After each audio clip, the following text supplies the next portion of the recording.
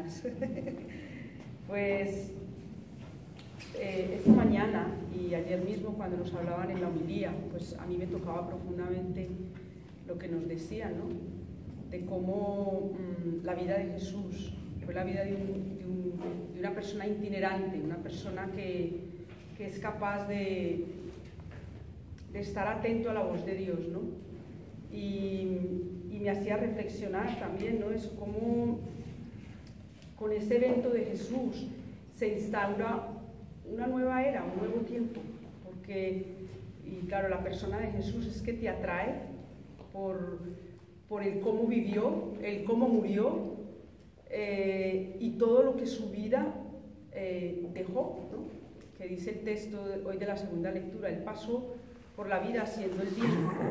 Y vemos cómo en Jesús, en ese encuentro profundo con el Padre, se establece otro tipo de relación. A mí me ayudaba mucho y veo mucha relación de ese evento del bautismo, de esa palabra del profeta Isaías, con esa llamada que nos está haciendo el Papa Francisco, ¿no?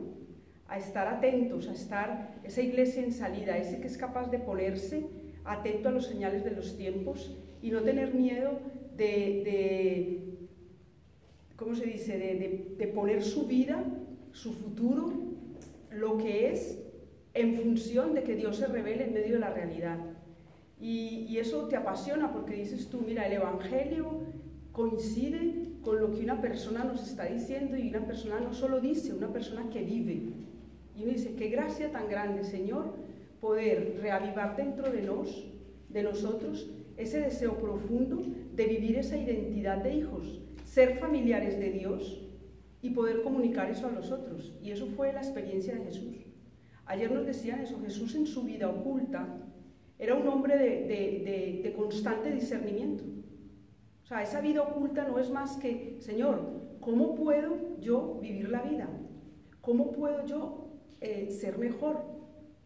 Porque es verdad, yo veo que esa cuestión del discernimiento, que es un aprendizaje de toda la vida, supone poner en juego la vida.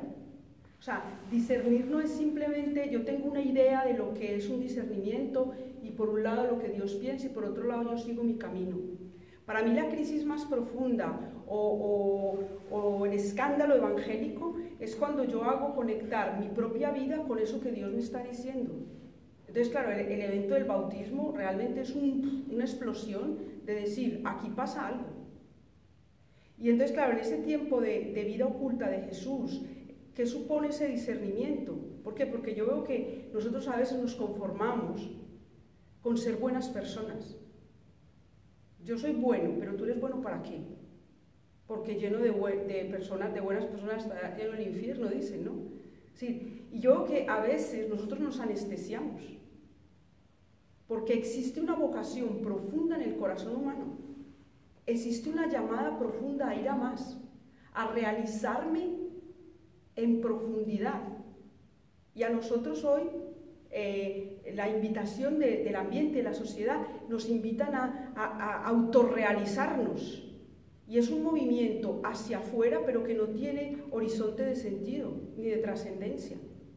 Ahora todas las palabras son autoconocimiento, autotrascendencia, autodeterminación. Creo que ayer en la política no sé qué salió esa palabra, no sé qué, que quieren ellos imponer porque, bueno, y siempre vamos con ese lenguaje, pero nos olvidamos ¿qué? De salir de nosotros mismos y poner la vida en juego. Y solo cuando la vida se pone en juego, tú entiendes lo que Dios te está diciendo. Y eso fue lo más radical de la vida de Jesús. Y Jesús no ahogó sus inquietudes. ¿Por qué? Porque seguramente que Jesús, en esa vida oculta, había una inquietud profunda de realizar esos sueños que en el corazón bullen. ¿Quién soy yo? ¿Para qué nací? ¿Por qué nací?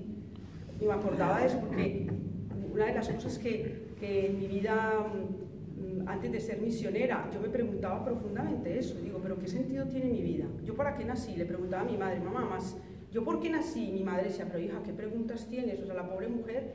Pero es verdad, eso bulle en el corazón humano. Y hasta que nosotros no le respondamos a eso, nuestra vida está por la mitad.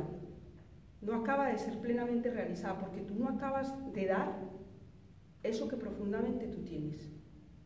Y es muy bonito, porque Jesús nos da la clave en el bautismo. La clave de Jesús es ser fiel a esas intuiciones profundas del corazón, bajar al Jordán, porque a mí ese movimiento de Jesús, de bajar a las aguas del Jordán, sumergirse en lo que la realidad presenta, es que es muy arriesgado. Es muy arriesgado.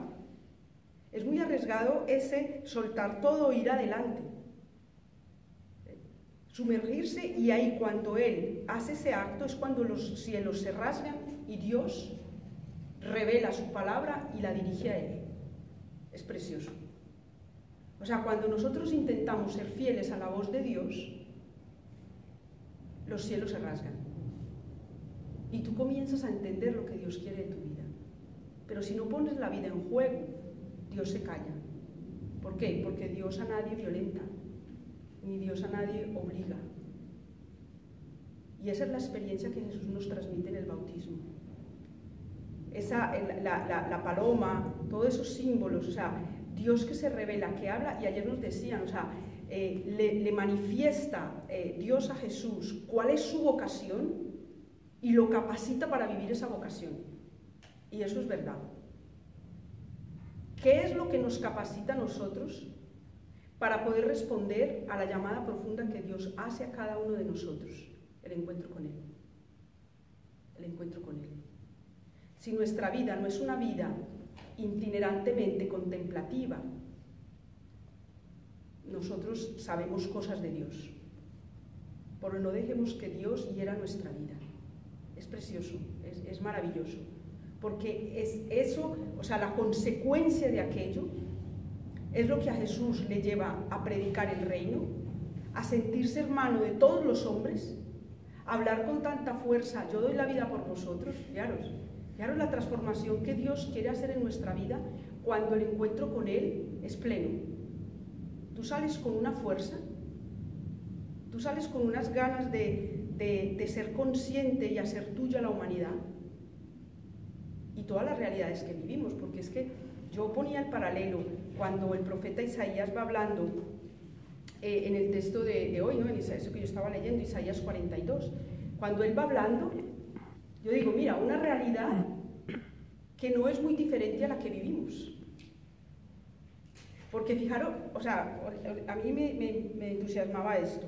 Jesús lee o Jesús debe de saber de memoria aquellos textos de Isaías.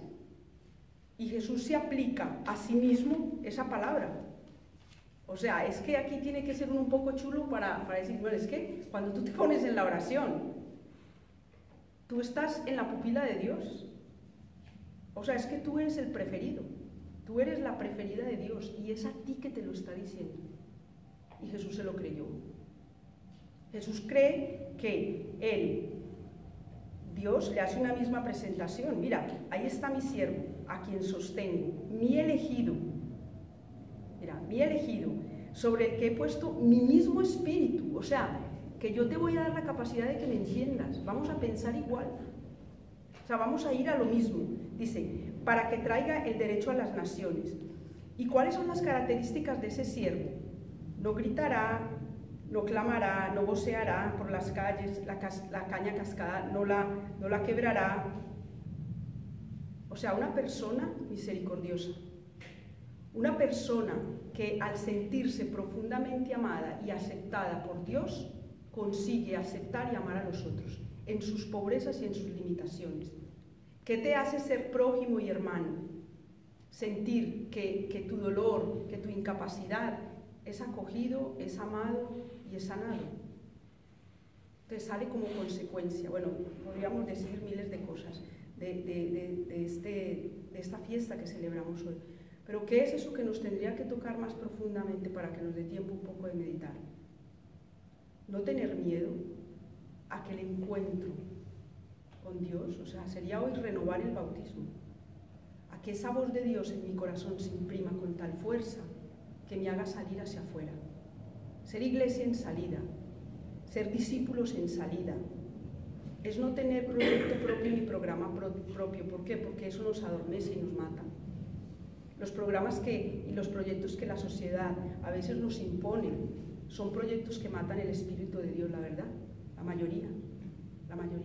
¿Cómo abrirnos a esos señales de los tiempos? Desde eso, desde una itinerancia contemplativa.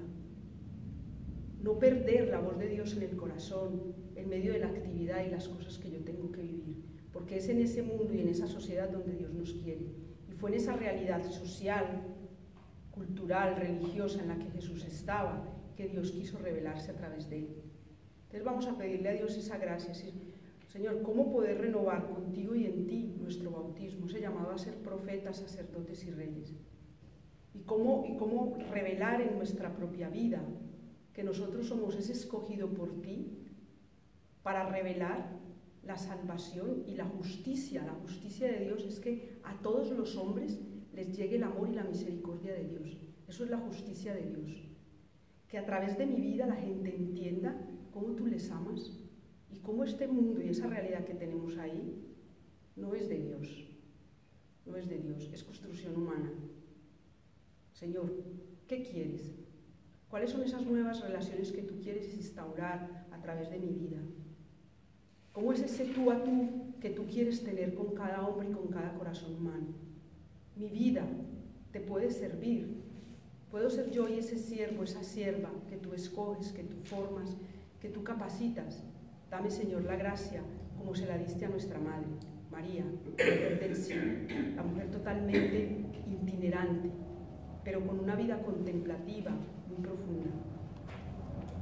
Vosotros tenéis los textos del domingo, ¿no? Isaías 42, del 1 al 4, y del versículo 6 al versículo 7. Y después el Evangelio es de Lucas 3,